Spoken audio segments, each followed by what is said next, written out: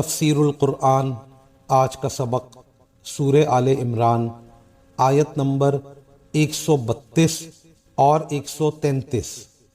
اعوذ باللہ من الشیطان الرجیم، بسم اللہ الرحمن الرحیم، وَأَطِيعُوا اللَّهَ وَالرَّسُولَ لَعَلَّكُمْ تُرْحَمُونَ وَسَارِعُوا إِلَى مَغْفِرَةٍ مِّن رَّبِّكُمْ وَجَنَّةٍ عَرْضُهَا السَّمَاوَاتُ وَالْأَرْضُ أُعِدَّتْ لِلْمُتَّقِينَ۔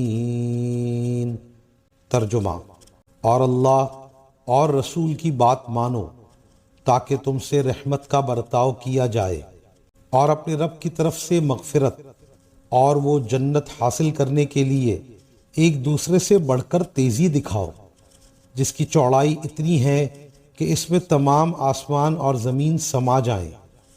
وہ ان پرہیزگاروں کے لیے تیار کی گئی ہے۔ ان آیات میں سب سے پہلے ارشاد فرمایا اللہ اور اس کے رسول کی اطاعت کرو تاکہ تم پر رحم کیا جائے۔ معلوم ہوا کہ اللہ تعالیٰ کا رحم لانے والی چیز اللہ اور اس کے رسول صلی اللہ علیہ وسلم کی اطاعت ہے۔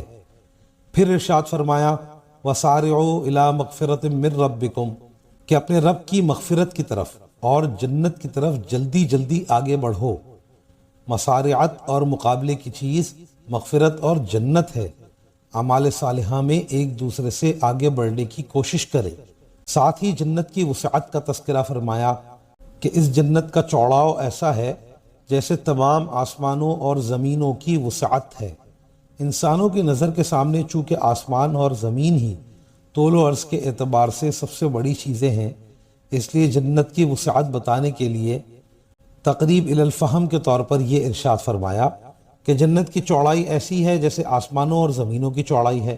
صاحب روح المعانی نے فرمایا حقیقت میں جنت آسمانوں اور زمینوں سے بہت بڑی ہے۔